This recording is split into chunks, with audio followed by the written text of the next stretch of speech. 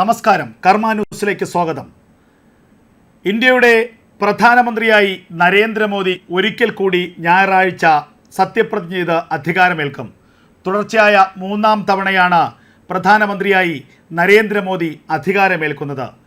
പ്രതീക്ഷിച്ചത്ര വമ്പിച്ച വിജയം നേടാൻ കഴിഞ്ഞില്ലെങ്കിൽ കൂടി സഖ്യകക്ഷികളുടെ പിന്തുണയോടുകൂടി കേവല ഭൂരിപക്ഷം നേടിക്കൊണ്ടാണ് NDA സർക്കാർ ഒരിക്കൽ കൂടി അധികാരത്തിലെത്തുന്നത്. ഞായറാഴ്ച വൈകുന്നേരം 6 മണിക്ക് നടക്കുന്ന ചടങ്ങിൽ പ്രധാനമന്ത്രിയായി തുടർച്ചയായ മൂന്നാം തവണയും നരേന്ദ്രമോദി അധികാരമേൽക്കുമെന്ന് ഉറപ്പായിരിക്കുന്നു. പാർലമെന്റിലെ സെൻട്രൽ ഹാളിൽ നടന്ന ചടങ്ങിൽ ഐകകണ്ഠേനയാണ് നരേന്ദ്രമോദിയെ നേതാവായി NDA അംഗങ്ങൾ തിരഞ്ഞെടുത്തത്. എതിരില്ലാതെ ഒരിക്കൽ കൂടി തന്നെ നേതാവായി അംഗീകരിച്ച NDA അംഗങ്ങൾക്ക് പ്രധാനമന്ത്രി നന്ദി അറിയിച്ചു. വമ്പിച്ച വിജയമാണ് NDA നേടിയത്. എന്നിട്ടും NDA പരാജയപ്പെട്ടുവെന്നാണ് പ്രതിപക്ഷം പറയുന്നത്. തെരഞ്ഞെടുപ്പ് കഴിഞ്ഞതിന് പിന്നാലെ വോട്ടിംഗ് മെഷീനെ കുറിച്ചായിരുന്നു കോൺഗ്രസും പ്രതിപക്ഷവും വലിയ ആക്ഷേപങ്ങൾ ഉന്നയിച്ചത്. EVM മെഷീനിൽ വലിയ ക്രമക്കേടുണ്ടെന്ന് പറഞ്ഞു വരുത്തുകയായിരുന്നു. എന്നാൽ വോട്ടെണ്ണൽ കഴിഞ്ഞതിന് പിന്നാലെ EVM മെഷീനെക്കുറിച്ച് പ്രതിപക്ഷം മിണ്ടാതായി എന്നും പ്രധാനമന്ത്രി നരേന്ദ്രമോദി പരിഹസിച്ചു. യോഗത്തിനെത്തിച്ചേർന്ന ഘടകകക്ഷി നേതാക്കളോടും തെരഞ്ഞെടുക്കപ്പെട്ട MP മാരോടും നന്ദി പറയുന്നുവെന്ന് നരേന്ദ്രമോദി വ്യക്തമാക്കി.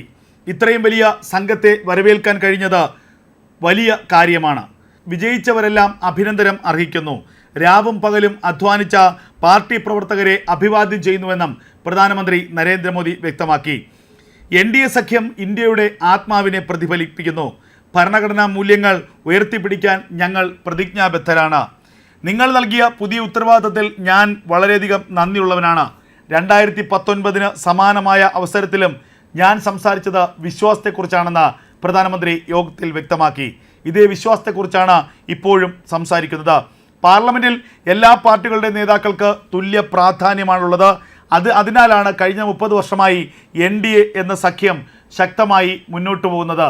ഇന്ത്യയുടെ ആത്മാവിനെ പ്രതിഫലിപ്പിക്കുന്ന സഖ്യമാണ് NDA എന്നും പ്രധാനമന്ത്രി പറഞ്ഞു. ഇന്ത്യയുടെ ജനാധിപത്യത്തിലും ജനാധിപത്യ പ്രക്രിയയിലും ഞങ്ങൾ ശക്തമായി വിശ്വസിക്കുന്നു. അത് അവസാനിപ്പിക്കണമെന്നാണ് പ്രതിപക്ഷം ആഗ്രഹിച്ചത്. അവർ തുടർച്ചയായി EVM-നെതിരെ സംസാരിച്ചു കൊണ്ടിരുന്നു. ജൂൺ 4 ഇതെല്ലാം അവസാനിച്ചു. 5 വർഷത്തേക്ക് ഇനി പ്രതിപക്ഷം EVM-നെ കുറിച്ച് മിണ്ടില്ലെന്നും പ്രധാനമന്ത്രി പരിഹസിച്ചു. തെരഞ്ഞെടുപ്പ് ഫലം NDAയുടെ മഹാവിജയത്തെയാണ് സൂചിപ്പിക്കുന്നതെന്ന് യോഗത്തിൽ പ്രധാനമന്ത്രി നരേന്ദ്രമോദി പറഞ്ഞു. എന്നാൽ കഴിഞ്ഞ 2 ദിവസങ്ങൾ എങ്ങനെയാണ് കടന്നുപോയതെന്ന് നിങ്ങൾ കണ്ടതാണ്. NDA പരാജയപ്പെട്ടുവെന്നാണ് പ്രതിപക്ഷം പറഞ്ഞുകൊണ്ടിരിക്കുന്നത്. പ്രവർത്തകരുടെ മനോവീര്യം ഉയർത്തുന്നതിന് അവർക്ക് ഇത്തരത്തിൽ ചില കാര്യങ്ങൾ പറയേണ്ടതുണ്ട്. കണക്കുകൾ പരിശോധിക്കുമ്പോൾ രാജ്യത്തെ ഏറ്റവും ശക്തമായ സഖ്യകക്ഷി സർക്കാർ ഇതായിരിക്കുമെന്നും നരേന്ദ്രമോദി പറഞ്ഞു. അടുത്ത 10 വർഷം പരിശ്രമിച്ചാലും 100 സീറ്റ് നേടാൻ കോൺഗ്രസിന് കഴിയില്ലെന്നാണ് ഏറ്റവും പ്രധാനമായി നരേന്ദ്രമോദി ആക്ഷേപം ഉന്നയിച്ചത്. കഴിഞ്ഞ 3 തവണയും കോൺഗ്രസ് നേടിയ സീറ്റുകളെക്കാൾ കൂടുതൽ സീറ്റുകൾ ഇത്തവണ BJP ഒറ്റയ്ക്ക് നേടിയിട്ടുണ്ടെന്നും NDA അംഗങ്ങളുടെ യോഗത്തിൽ പ്രധാനമന്ത്രി നരേന്ദ്രമോദി വ്യക്തമാക്കി. ഞായറാഴ്ച പ്രധാനമന്ത്രി നരേന്ദ്രമോദിക്കൊപ്പം നിരവധി നേതാക്കളും 50-ലധികം നേതാക്കളും സത്യപ്രതിജ്ഞ ചെയ്ത് അധികാരമേൽക്കുമെന്നാണ് ലഭിക്കുന്ന വിവരങ്ങൾ. പ്രധാനപ്പെട്ട ഘടകകക്ഷികളുടെ നേതാക്കളൊക്കെ തന്നെ അന്ന് സത്യപ്രതിജ്ഞ ചെയ്ത് അധികാരമേൽക്കും. 2ാം മോദി മന്ത്രിസഭയിൽ മന്ത്രിമാരായിരുന്ന 19 പേർ ഈ തെരഞ്ഞെടുപ്പിൽ മത്സരിച്ച് പരാജയപ്പെട്ടിരുന്നു. ഇവരിൽ പലരും മന്ത്രിസഭയിൽ ഉണ്ടാകില്ല എന്നാണ് ലഭിക്കുന്ന പ്രധാനപ്പെട്ട വിവരങ്ങൾ. അതേസമയം അമിത്ഷാ 3ാം മോദി മന്ത്രിസഭയിലും പ്രധാന പദവി വഹിക്കുമെന്നുള്ള വിവരങ്ങൾ പുറത്തുവരികയാണ്. രാജ്നാഥ് സിംഗ്, പീയൂഷ് ഗോയൽ, S ജയശങ്കർ, നിർമ്മല സീതാരാമൻ, ജ്യോതിരാദിത്യ സിന്ധ്യ എന്നിവരും മന്ത്രിമാരായി തുടരാനാണ് സാധ്യത. ദേശീയ അധ്യക്ഷ സ്ഥാനം ഒഴിയുന്ന JP നദ്ദ, മുതിർന്ന നേതാക്കളായ മനോഹർലാൽ ഖട്ടർ, ശിവരാജ് സിംഗ് ചൗഹാൻ എന്നിവരും മന്ത്രിമാരാകാനുള്ള സാധ്യതയുണ്ട്.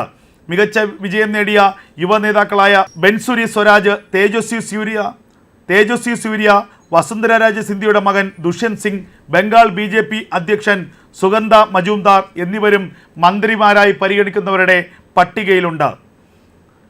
സഖ്യകക്ഷികളിൽ നിന്നും ചിരാഗ് പാസ്വാൻ കേന്ദ്രമന്ത്രിയാകുമെന്ന് ഉറപ്പാണ്. TDP 6ഉം JDU 4 മന്ത്രിസ്ഥാനങ്ങളാണ് BJPയോട് ആവശ്യപ്പെട്ടിട്ടുള്ളത്. ഇതിൽ ചർച്ച തുടരുകയാണ്. സ്പീക്കർ സ്ഥാനത്തിൻ്റെ കാര്യത്തിൽ ഇതുവരെ TDP വിട്ടുവീഴ്ചയ്ക്ക് തയ്യാറായിട്ടില്ലെങ്കിലും സ്പീക്കർ സ്ഥാനം വിട്ടു നൽകാതെ സമവായത്തിൽ TDP എത്തിക്കാനുള്ള ശ്രമങ്ങളാണ് BJP നേതൃത്വം ഇപ്പോൾ നടത്തിക്കൊണ്ടിരിക്കുന്നത്. കേരളത്തിന് അഭിമാനമായി താമര വിരിയിച്ച സുരേഷ് ഗോപി കേന്ദ്രമന്ത്രിസഭയിൽ ഉണ്ടാകുമെന്ന് ഏറെക്കുറെ ഉറപ്പായിരിക്കുന്നു. ഞായറാഴ്ച പ്രധാനമന്ത്രി നരേന്ദ്രമോദിക്കൊപ്പം തന്നെ സുരേഷ് ഗോപി സത്യപ്രതിജ്ഞ ചെയ്ത് അധികാരമേൽക്കുമെന്നാണ് ലഭിക്കുന്ന വിവരങ്ങൾ.